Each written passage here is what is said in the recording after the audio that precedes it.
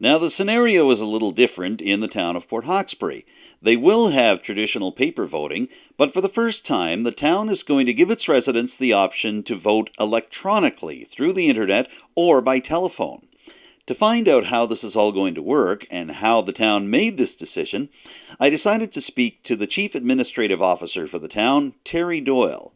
I caught up with him at his office in Port Hawkesbury, and I asked him to begin, when did the town get a sense that it would be time to explore electronic and phone voting options, and how did town council reach that decision?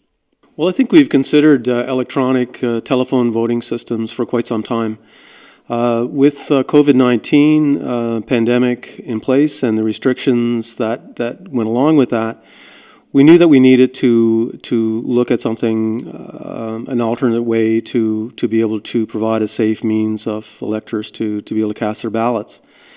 We had HRM had gone through a request for proposal process and selected a electronic telephone voting firm that would do their elections, and part of that request for proposal or the response to that was to offer that to other municipalities from the province. So at the end of May, after the award of that contract, we were able to speak with the firm in Televote and get some detailed information on how this would work. What are the benefits? What are the any cautions around it? And so, end of May, council was able to look at this and say this is a good thing for us to go forward with. So at that point in time, at the end of May, we had set a date for the first reading of this for a bylaw on the 2nd of June. It seems to me that the concept of e-voting and phone voting got a lot of unanimous support from town council right away. Can you give me a sense of how the town council arrived at the decision they made in June to allow this process to go ahead? It's very new to council, it's very new to staff, but we had an excellent presentation from Televote that explained all of the benefits and how it would work, how simple the process would be, the many benefits of the system. When we looked at that, regardless of pandemic, it looked like a very attractive option for electors. And with the pandemic and the restrictions around that, and especially in May, not knowing how restrictions would relax, not knowing what we were going to be up against, there was a decision to move forward with that as a very safe means that anyone who is concerned about entering a polling station would have a very good option to vote. Now, I understand that the town sought out the opinion of its residents in the run-up to passing the bylaw on e-voting and phone voting. I know there was scheduled to be a virtual public hearing before the second reading of the bylaw back in June. Can you tell us what kind of response you folks got from residents of Port Hawkesbury? I think all the feedback we had was very positive, and so the actual second reading, where the public had a chance to present their case either in for the bylaw or against the bylaw, there was no representation at that. So we didn't hear from that, but we anecdotally and with calls we were hearing good things about the moving forward. I understand that paper voting is still going to be an option for Port Hawkesbury residents. Can you give me a sense on how that part of the operation is going to work, and what kind of discussions that town officials are having with Port Hawkesbury's returning officer, Kathy Conrad, at this time? Yeah, so it's all very new to us, and we are moving forward. We have a lot of support from the company, from Televote, as to how we move forward. The decision of council, which made it a little bit easier too, is that we still have two robust systems in place. So we have the electronic and telephone voting system in place, which will actually run for 12 days from October 6th to the close of the polling station on October 17th at 7 o'clock. But we also have the full ballot, paper ballot system in place. So we have an advance poll on the Saturday before the 17th, and another advance poll on the Tuesday before election day. So there's a full system in place. So there's In that decision, there was some discussion around that, whether that was required, and some municipalities are only going with electronic and telephone voting. But as our first, I think council felt strongly that as our first venture into this initiative, that we wanted to be cautious and not to dissuade anyone from voting. So we have the two systems in place for this year. I know we're still very early in the process, Terry, but I am wondering, what will paper voting look like in Port Hawkesbury during the time of COVID-19? Well, one of the benefits of electronic telephone voting system is that typically most people will use that option instead of coming to the polling station.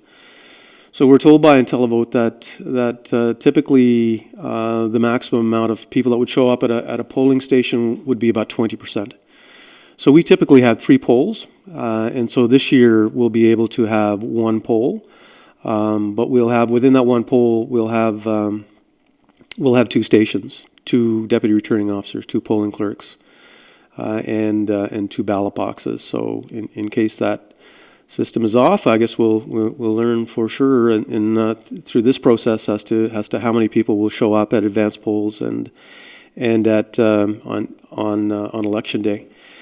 So we will have our polling station set up in the Bearhead Room at the Civic Center, both for the advanced poll and for advanced polls and for election day. The Civic Center, we feel, is ideally suited for that because of the size of the complex. So we can easily accommodate a number of people with social distancing in place, both in our concourse area and within the Bearhead Room.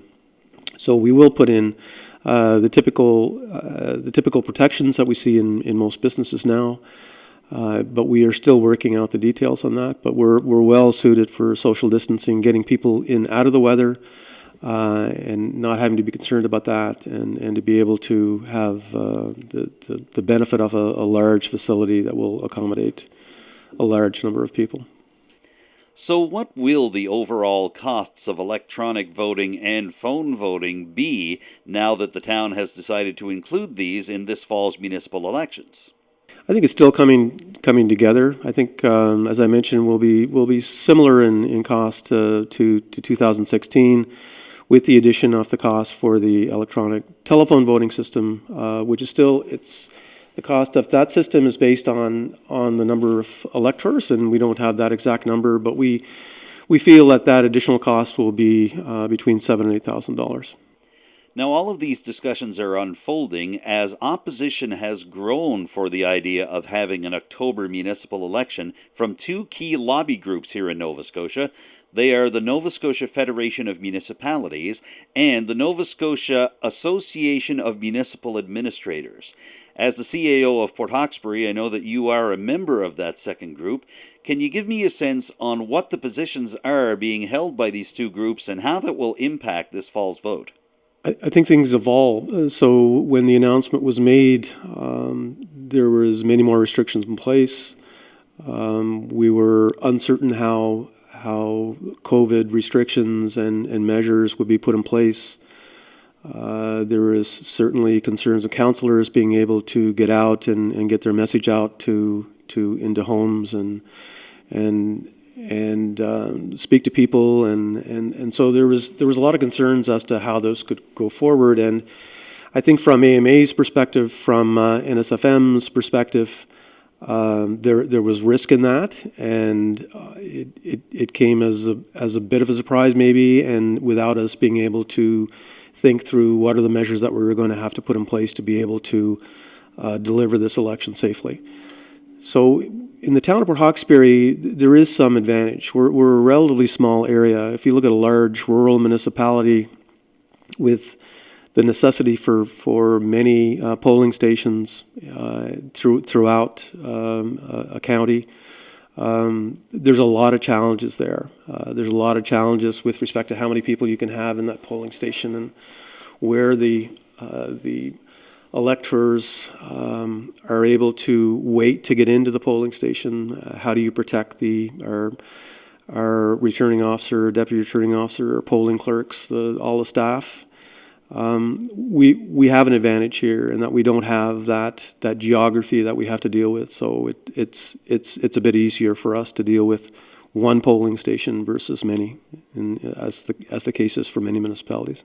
Do you feel that this plan for Port Hawkesbury could hold up in the event of a second wave or further outburst of COVID-19 in Nova Scotia? I think it's the best plan that we can put in place right now.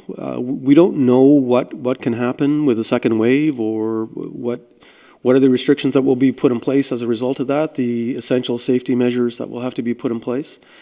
So I think we are situated certainly in the opinion of council, and my opinion in the best possible way to adapt to that right now with both the electronic and telephone voting system and the paper ballot system, and a very large facility to be able to host and social isolate and do the things that we have to do. Will more staff be required for carrying out the various aspects of this fall's municipal elections, and is that going to add to Port Hawkesbury's overall costs for staging this election?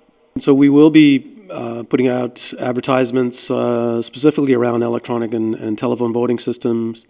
There will be every elector will be mailed instructions as to how to vote in that fashion. So we will be emphasizing that.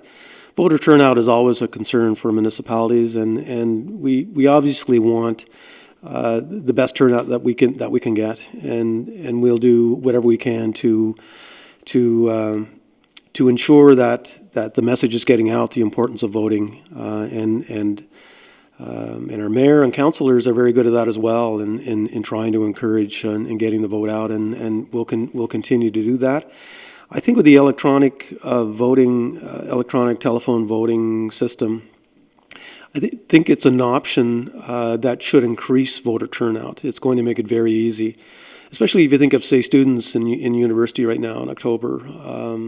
That you don't have to get home to vote. You have 12 days to either go on your telephone or go on the internet with your PIN, cast your vote. So it makes it very easy for I think of people working away, people traveling. I really think that we're going to be able to get more of those people out to the polls, get their vote in a very easy fashion. I really do believe, and we see it even in visits to our municipal offices now. I mean, people are just not getting out as much as they would, even in these fairly good conditions that we're in right now. So if things do get worse as far as the pandemic, that could increase the reluctance of people to get out into large gatherings. So, but we do have that system in place, and we're going to make that. Get the information out as best we can and make it as user-friendly as we possibly can. Of course, all of these discussions have come about as a result of the COVID-19 pandemic, but I'm wondering if you feel that there could be practical applications for these types of voting beyond the coronavirus period. Absolutely. The bylaw is specific to this election because we did not know where we were going forward, but it certainly is a great test for us. I believe that most municipalities now are using electronic telephone voting, and so it's a natural progression to where we are at right now from the paper ballot system. So we do believe it is a dry run, and maybe depending on the success, we'll look at how to make that better. Do we need both the paper ballot and the electronic telephone system? Many municipalities have gone to the one system now. So we'll look at all those things, but ultimately it'll be a decision of the next council that's in place after this election. So what will the town be doing from here on in to get the word out to Port Hawkesbury residents, not just about the e-voting and phone voting options, but about the election itself? This is really very new to us. We really, the bylaw is in place on June 24th. We have our contracts in place as of this week. Our electors lists, our agreements are in place to coming to us by the end of this month. So everything is coming together very, very quickly. There certainly will be resources for people to be able to access information. We will have a telephone line if people have an issue to get information. There is also web resources that people can go on and look, and that will get out to the public in relatively short order. Our time is getting fairly short right now, so that will be coming fairly soon. Well, I'd like to thank you, Terry, for joining us on Telile 24/7 this week to explain just how voting is going to unfold in Port Hawkesbury for this fall's municipal elections. It's been a pleasure to have you. Thank you, Adam. It was a pleasure to be able to speak to the issue. I think the council feel strongly that this is a good decision. As you mentioned, it was really a uniform voice coming out and supporting our initiative, and we're kind of excited about learning something new, getting a new option out to our electors, and we're looking forward to this election.